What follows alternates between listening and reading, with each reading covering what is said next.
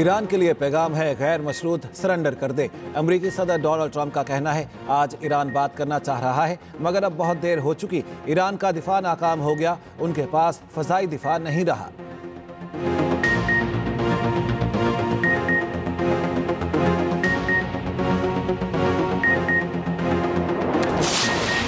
Iran का America को भरपूर जवाब देने का ऐलान। अमेरिकी फौजी मुदाखलत का जवाब नाकाबिले तलाफी नुकसान से दिया जाएगा।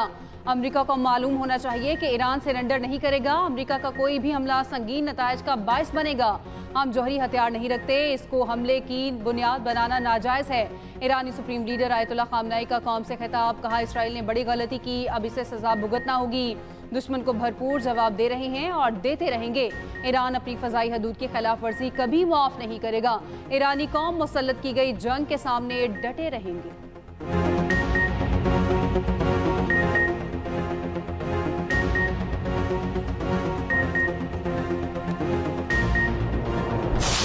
ईरान और इसराइल के हवाले से इंतहाई अफसोसनाक है और पाकिस्तान ने भरपूर मजम्मत की है।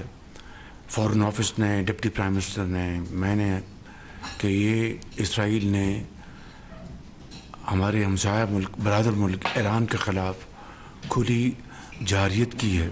ये न सिर्फ ख़त्ते के लिए बहुत ख़तरनाक है बल्कि ये आलमी अमन के लिए बहुत ख़तरनाक है। IMF को हमने पूरी तरह बता दिया था कि हम ज़राअत के ऊपर कोई हम टैक्स नहीं लगने देंगे, ना फर्टिलाइज़र के ऊपर, ना पेस्टिसाइड के ऊपर। इसराइली इक़दाम खित्ते और आलमी अमन के लिए खतरा करार। इसराइल ने ईरान में खुली जारियत की। पाकिस्तान खित्ते में अमन व इस्तेहकाम चाहता है। वज़ीर आज़म शहबाज शरीफ की काबीना इजलास में गुफ्तगू, कहा इसराइल ईरान तनाज़े के बाद खित्ते की सूरत हाल अफसोसनाक है। आलमी बरादरी इसराइल ईरान जंग रोकने के लिए इक़दाम करे। गाज़ा में सूरत हाल इंतहाई तशवीशनाक है। 50,000 से ज़ायद फ़लस्तीनी शहीद हो चुके हैं। गाज़ा में जुल्म जारी है। आलमी ज़मीर कब जागेगा? भारत के खिलाफ जंग में अल्लाह ताला ने अजीम फतह अता फरमाई। वज़ीर आज़म ने कहा बजट में तनख्वाहों में 10% इजाफा किया गया। 6 से 12 लाख तक तनख्वाह पर 1% टैक्स लगेगा। IMF को बता दिया था ज़राअत पर टैक्स नहीं लगने देंगे।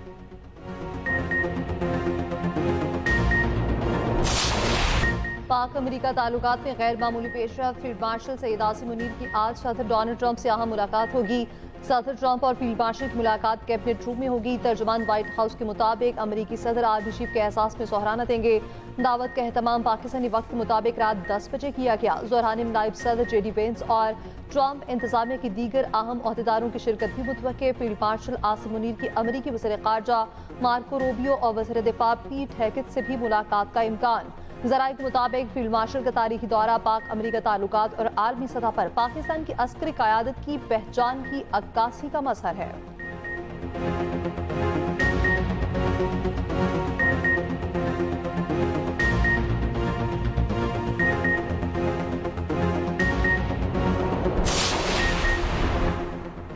सहूनी दिफाई निज़ाम ईरानी मिसाइल हमलों के आगे बेबस। पासदाराने इनकलाब का इसराइली फ़ज़ाई हदूद पर मुकम्मल कंट्रोल का दावा।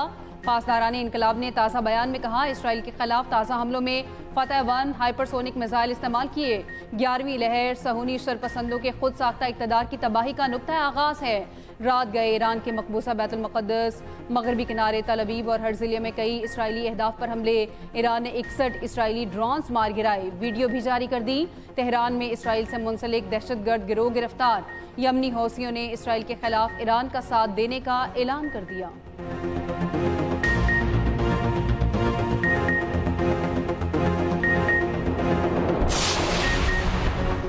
इसराइल के ईरान के कई शहरों में हमले। तेहरान में सेंट्रीफ्यूजिस और मिसाइल तैयारी की फैक्ट्रीज पर हमले का दावा। तेहरान में इमाम हुसैन यूनिवर्सिटी और सरकारी रेडियो की इमारत के करीब हमला। मिसाइल फैक्ट्री का निशाना बनाने का दावा। इस्फहान की एयरबेस पर बमबारी। अमरीकी अखबार का कहना है इसराइल को मिसाइल शिकन एरो इंटरसेप्टर्स की कमी का सामना है। बैलिस्टिक हमले रोकने की सलाहियत मुतासिर हो सकती है। अमरीका का जुमे तक मकबूजा बैतुल मक़दस में अपना सिफारत खाना बंद रखने का ऐलान। तमाम अमरीकी सरकारी एहलकारों और अहल खाना को अगले नोटिस तक शेल्टर्स में रहने की हिदायत। अमेरिका ने अपने शहरियों के लिए ट्रैवल एडवाइजरी जारी कर दी। किसी सूरत ईरान का सफर ना करने की हिदायत।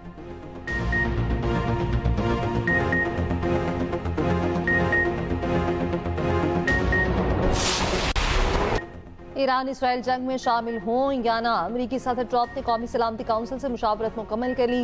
व्हाइट हाउस में नेशनल सिक्योरिटी काउंसिल का 1 घंटा तवील इजलास से पहले ट्रंप और इसराइली वज़ीर-ए-आज़म नेतन्याहू का टेलीफोनिक राब्ता। नायब सदर जेडी वेंस ने कहा, सदर ट्रंप ईरान की यूरेनियम आबसूदगी खत्म करने के लिए मज़ीद इक़दाम कर सकते हैं। अमरीकी मीडिया के मुताबिक ट्रंप ने इसराइली हमलों में अमरीका के शामिल होने का इंदिया दे दिया। सदर ट्रंप का ईरान से गैर मशरूत तौर पर हथियार डालने का मुतालिबा, कहा हमारे सब्र का पैमाना लबरेज होता जा रहा है।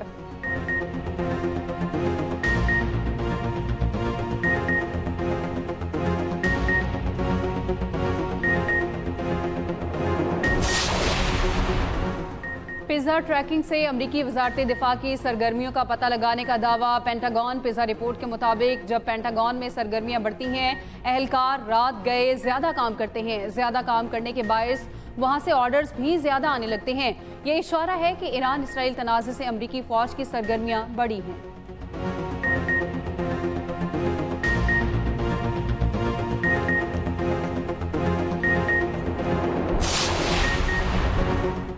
ईरान मुज़ाकरात की मेज़ पर न आया तो अमेरिका इसका जौहरी प्रोग्राम तबाह कर सकता है। जर्मन चांसलर का ईरान को इंतबाह, कहा इसराइल के पास ईरानी जौहरी प्रोग्राम तबाह करने की सलाहियत नहीं, अमेरिका के पास है। इसराइली हमलों के बाद ईरानी हुकूमत कमज़ोर पड़ चुकी है। रूस ने ईरान पर इसराइली हमले गैर कानूनी करार दे दिए। रूसी वजारत खारिजा के मुताबिक ईरान पर इसराइली हमले आलमी सलामती के लिए नाकाबिल कबूल हैं। ईरान अमेरिका के साथ राब्ते दोबारा शुरू करने के लिए तैयार है। फ्रांसीसी सदर मैक्रोन का कहना है, फौजी कार्रवाई से ईरानी हुकूमत की तब्दीली की कोशिश सबसे बड़ी गलती है। ईरान के साथ दोबारा मुज़ाकरात की मेज़ पर आना चाहिए। अमाराती सदर शेख मोहम्मद बिन जायद अल नहियान का ईरानी हममनसब मसूद पज़ेश्कियान से टेलीफोन पर राब्ता। ईरान के साथ मुकम्मल यकजहती का इजहार। अमाराती सदर का खित्ते में अमन व इस्तेहकाम की बहाली के लिए इक़दामात जारी रखने का आज़म।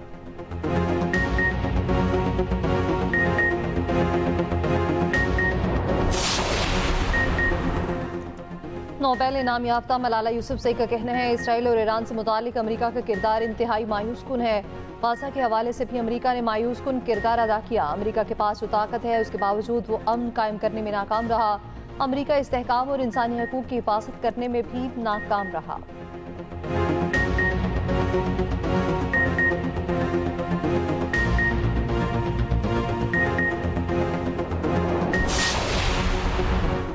भारत की हठधर्मी बरकरार, अमरीकी सालिसी कबूल करने से इनकार। अमरीकी सदर ट्रंप और भारतीय वज़ीर-ए-आज़म मोदी के दरमियान टेलीफोनिक राब्ता।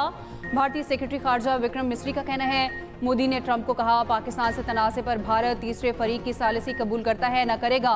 दूसरी जानिब तर्जुमान अमरीकी महकमा खारजा टैमी ब्रूस का कहना है, सदर ट्रंप ने खुद कहा है, हर मुल्क को अपने मुस्तकबिल का तयन करने का हक है। वो मदद की पेशकश करते हैं, ये उस मुल्क पर मुनहसर है कि वो इसे कबूल करता है या नहीं।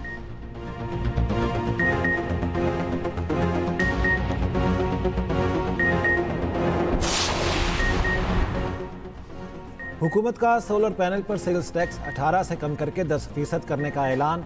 नायब वज़ीर-ए-आज़म इसहाक डार का कौमी असम्बली में खिताब, कहा सिंध की जामियात के लिए मुख्तस रकम 4 अरब 60 करोड़ की जा रही है। इसहाक डार ने कहा, मशरिक़ वुस्ता में अमन का क़याम ज़रूरी है। ईरान इसराइल तनाज़े का पुरअमन हल चाहते हैं। असद कैसर का ईरान की सूरत हाल पर पार्लियामेंट को एतमाद में लेने का मुतालिबा, कहा खित्ते में तनाज़ा बढ़ता जा रहा है, उम्मत मुस्लिमा में बेचैनी है। बताया जाए ईरान की सूरत हाल पर हुकूमत क्या कर रही है।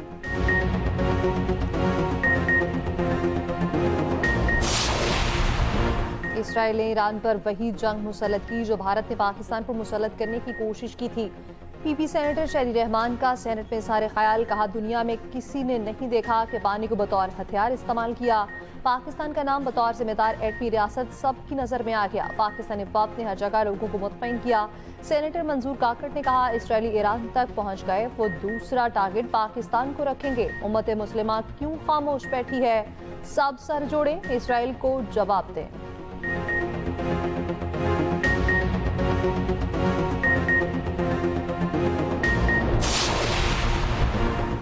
सुप्रीम कोर्ट में मखसूस नशिस्तों से मुतालिक नजरसानी केस की समाअत। सलमान अकरम राजा ने दलाल देते हुए कहा, 8 फरवरी इंतखाबात में आइन से इन्हराफ हुआ। आइन से इन्हराफ 22 दिसंबर 2023 से शुरू हो गया था।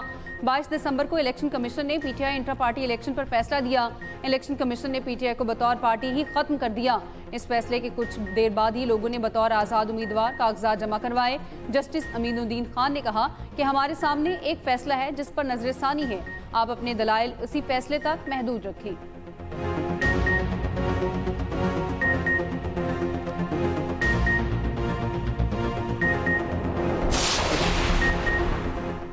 इलेक्शन में कागजात नामजदगी जमा कराने वालों को गिरफ्तार किया गया। 180 सीटों से कम करके 92 पर लाया गया। हमसे इंतखाबी निशान वापस लिया गया। कौमी असम्बली में मेरी तकरीर ना दिखाकर स्पीकर ने गलत काम किया। अपोजिशन लीडर उमर अयूब की मीडिया से गुफ्तगू। असद कैसर ने कहा, हमारे रहनुमाओं के केसेस 2 साल से चल रहे हैं, रिकॉर्ड अदालत में पेश नहीं किया जा रहा, अदालत इंसाफ नहीं देती तो हम कहाँ जाएं। अली सफर ने कहा, बानी पीटीआई पर बनाए गए केसेस बेबुनियाद हैं, जिस दिन समाअत हुई ये केसेस खत्म हो जाएंगे।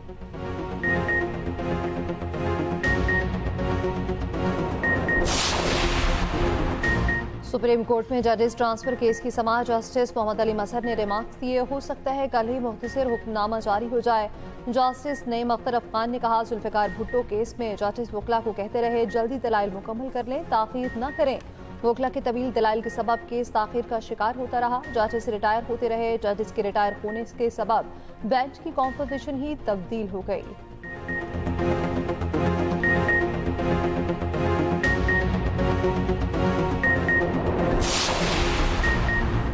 बार और बेंच को किसी सूरत अलग नहीं किया जा सकता। यंग वकला को चाहिए कि वो सीनियर से सीखें। चीफ जस्टिस पाकिस्तान यहिया अफरीदी का पेशावर में तकरीब से खिताब। कहा, हमें सोलराइजेशन और डिजिटलाइजेशन की तरफ जाना होगा।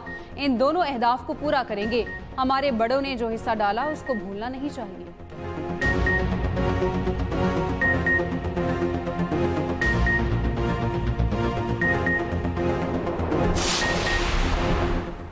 वज़ीर आला पंजाब मरियम नवाज की ज़ेर सदारत इजलास। नवाज शरीफ ITCT के सिलिकॉन ब्लॉक की मंजूरी। वज़ीर आला का मज़ीद मौसर, तेज तर और ज़रूरी इक़दामात की ज़रूरत पर जोर।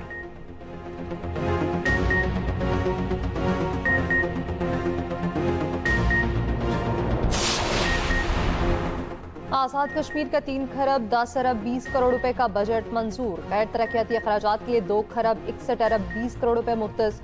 बजट में तरक्याती अखराजात के लिए 49 अरब रुपए रखे गए। बजट मंजूरी के दौरान ऑपोजिशन की अदम शिरकत, एहतजाजी धरना।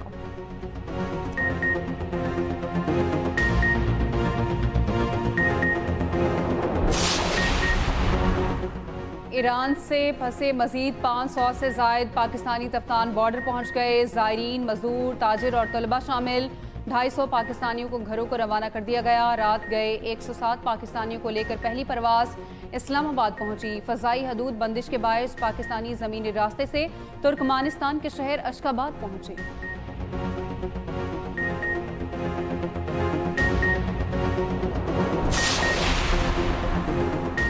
यहूदो हनूद का नया गठजोड़ बेनकाब। BBC ने मोदी अडानी इसराइल इत्तेहाद का पोल खोल दिया। इसराइल की बंदरगाह पर भारतीय कब्जा। हाइफा बंदरगाह पर अडानी ग्रुप की सरमायाकारी सामने आ गई। BBC के मुताबिक हाइफा पोर्ट का 70% हिस्सा अडानी ग्रुप के हाथों में है। बंदरगाह अडानी ग्रुप ने 2023 में हासिल की थी। मोदी हुकूमत इसराइल की प्रॉक्सी बन चुकी। इसराइली टेक्नोलॉजी के जरिए भारतीय एजेंसियां जासूसी का काम करती हैं।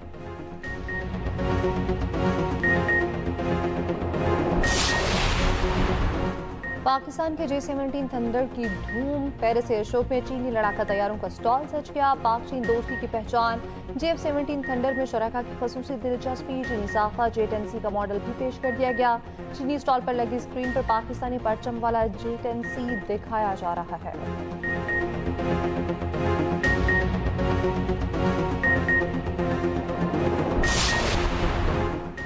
ट्रेनों के किरायों में इजाफा। मुसाफिर ट्रेनों के किरायों में 3%, फ्रेट वैन में 4% इजाफा। पाकिस्तान रेलवे ने नोटिफिकेशन जारी कर दिया।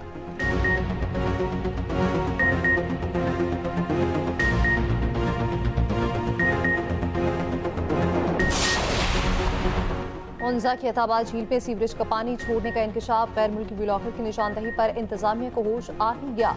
गिलगित बल्तिस्तान प्रोटेक्शन एजेंसी ने होटल के एक हिस्से को सील कर दिया। 15 लाख रुपए जुर्माना। गैर मुल्की सयाहों ने झील में सीवरेज का पानी छोड़े जाने और वहां से बदबू आने की निशानदही की थी।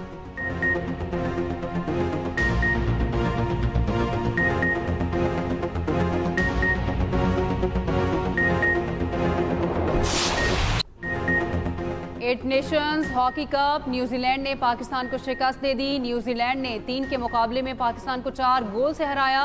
पाकिस्तान के सेमीफाइनल में रसाई का इन्हिसार जापान की मलेशिया के खिलाफ जीत पर होगा।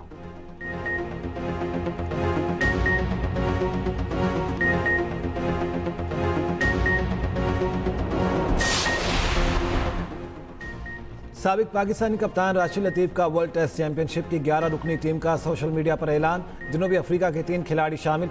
टिम्बा बाउमा कप्तान, ऑस्ट्रेलिया, भारत, इंग्लैंड के 2-2, श्रीलंका, न्यूजीलैंड का 1 खिलाड़ी शामिल।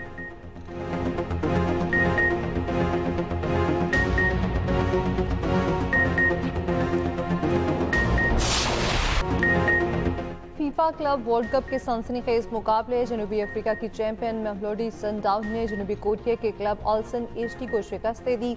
अर्जेंटाइन के रिवर प्लेट ने जापानी ओवररेड को 3-1 से हरा दिया। मॉन्टेरेडी और इंटर मिलान के बिना गोल मैच बराबरी पर खात्मा।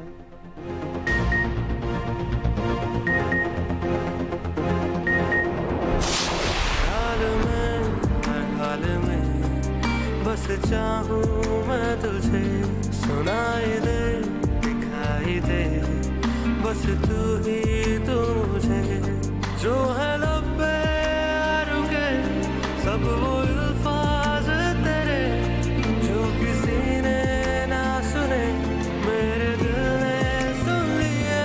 तेरा जिक्र, तेरी फिक्र, दिल का है अब काम ये सोहबतें,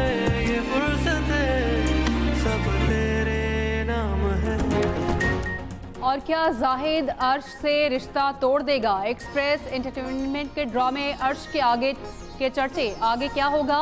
देखिए अर्श हर बुध और जुमेरात की रात 8 बजे सिर्फ एक्सप्रेस एंटरटेनमेंट।